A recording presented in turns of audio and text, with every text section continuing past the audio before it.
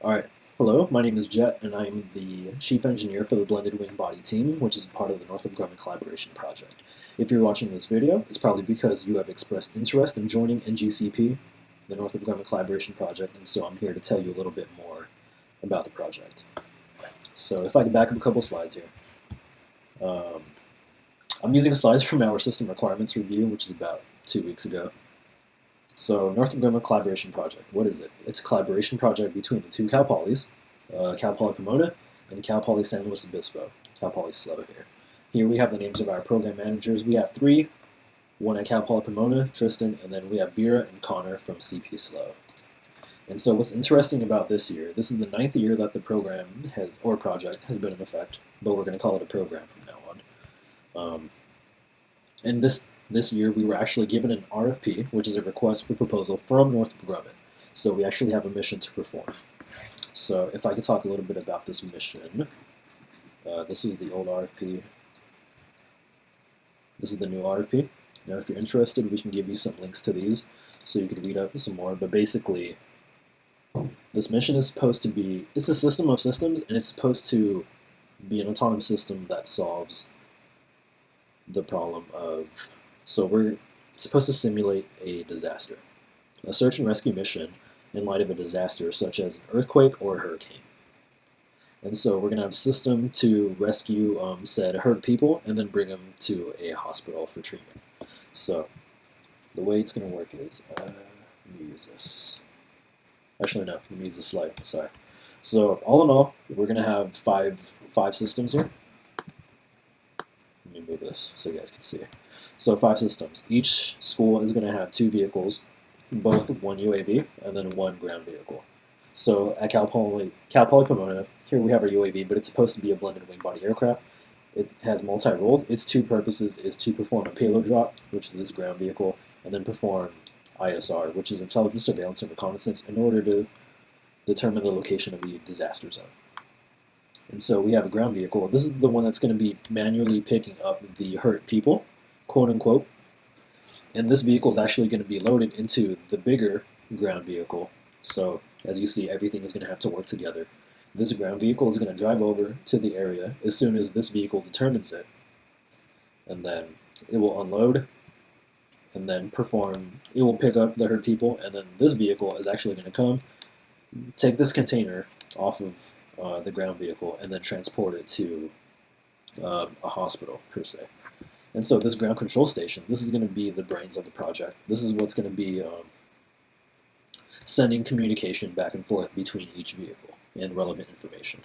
So again, so this is a quick image of what we're going to be looking like. This is the takeoff and landing zone. Here we have a disaster zone here with these ping pong balls. As you can see, these are going to be the hurt people. And here we have an obstacle ring. This is going to be full of obstacles, and that's what this vehicle has to get over. So, and here we have a forward base of operations. That's going to be where this big ground vehicle is going to sit. And then, yeah. So let me talk about some quick mission requirements as a whole. This is from the official RFP. So the system has to be able to identify a disaster area. That's mainly the blended wing job. And we have to be able to perform this entire mission within 20 minutes. Not just the blended wing, the entire mission. The entire search and rescue mission. We have to do this in challenging weather conditions, hazardous environments. We have to be able to perform maintenance and run again within 10 minutes. That also has to do with resiliency. These terms are further defined here. We'll go over some of them later. And then, again, all these systems have to be able to operate with each other. So as you see here, if any one of these vehicles fails to cooperate with one another or fails, then the entire mission is a bust. So it is very important that all these vehicles work together and then that the 2 schools work together, Pomona and SLO. So now that you have a pretty good grasp on what the mission is, let's go over a little bit about what the blended wing body, or what I'm the chief engineer of, is supposed to do. So in the very beginning, the UGV is going to be loaded up into our UAV, and we're going to perform. So we're going to take off and climb, do our payload drop, and as soon as that is over, we're going to immediately switch to our ISR mode, intelligence, surveillance, and reconnaissance, look for the center of the disaster zone, and then report it back to the ground control station, then return home to land. So Here's a quick altitude versus time chart. Mainly the point of this chart is if you look at the yellow and the green, the mission is supposed to be fully autonomous except for takeoff and landing. That is for safety.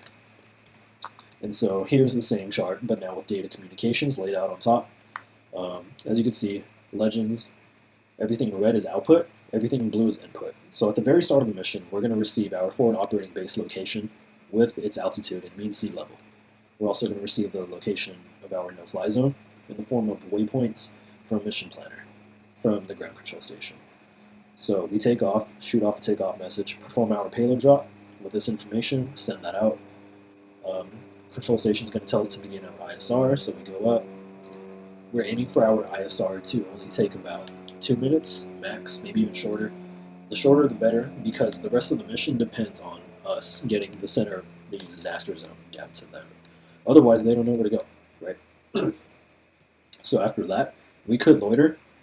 I mentioned that because we're going to have a requirement for our UAV in order to, we have a minimum endurance flight time of 15 minutes. So we have to be able to last 15 minutes or longer. And so after our loiter, we're going to receive a return to base command in which we will proceed to head home and then perform our manual landing, as mentioned earlier. Some consistent output to note: GPS location all the time, health, and battery health, and like status. An example is connection strength. So now that you get an idea for the mission as a whole, it's important to note, again, the main roles of our UAV is to perform our payload drop, that's 1, and then ISR, which is 2. So some requirements: it has to be a blended wing-body aircraft without vertical surfaces. This is meant to challenge us, and this comes directly from the Vice President of Engineering from Northrop Grumman. And here we have some requirements which have to do with our payload. The payload is going to be 7.5 pounds. And so we have to hold the ground vehicle. They're supposed to weigh in at about 7.5 pounds here. That's where that requirement comes from. And here we have to be able to attach to them. And last week we just decided that we were going to attach to them through a pin mechanism and a servo. We don't have any servos, but that seems to be the simplest way to go about it. So, and they also plan on having a parachute with them so that they could land safely on the ground. So the payload volume, this is going to be 12 by 9 by 7. We have already officially requested changes from the RFP, and so I'm going to be explaining that as we go along. So the 9 inches is something that they asked for. Here we have max wingspan of 10 feet. That's just something that was imposed on us. All vehicle avionics components on a removable electronics tray. That's for resiliency, so we could just, if we crash, we could take it out, install in a new one, and move on. And then here we have takeoff and landing requirements. So we're looking at a maximum of 250 feet for takeoff and landing at the maximum weight that we're going to have. We're supposed to satisfy all of the Part 107 requirements. Part 107 is the regulations that deals with small unmanned aerial systems for all my UAV pilots out there. And here we have minimum endurance flight time of 15 minutes. I mentioned this earlier. And here we have, let me go back. We have a speed limit imposed on us. Vehicles shall operate at speeds not to exceed 66 feet per second. This is something we officially requested clarification of from Northrop Grumman.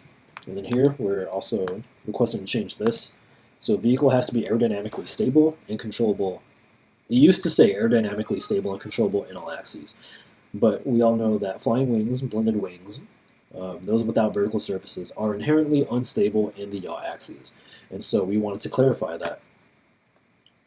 So aerodynamically stable means without a feedback control system, without a computer helping it. So just the natural behavior of the aircraft. So in yaw, it's inherently unstable, so that's why we need help to make it stable in that axis. So next, these are 2 of the most important requirements. These have to do with, again, the function or the whole purpose of our UAV. So we have to do our payload drop. So it has to do an autonomous payload drop.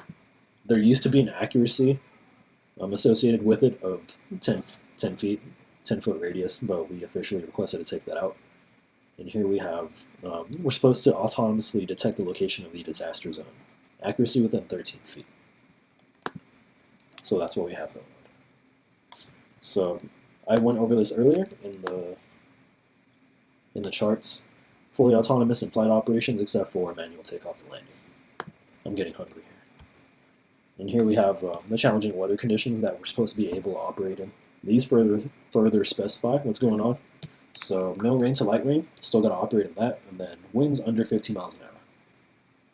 This is one of our drive requirements. We want to have an IP rating of 6.3, mainly having to deal with sealing and waterproofing of our avionics.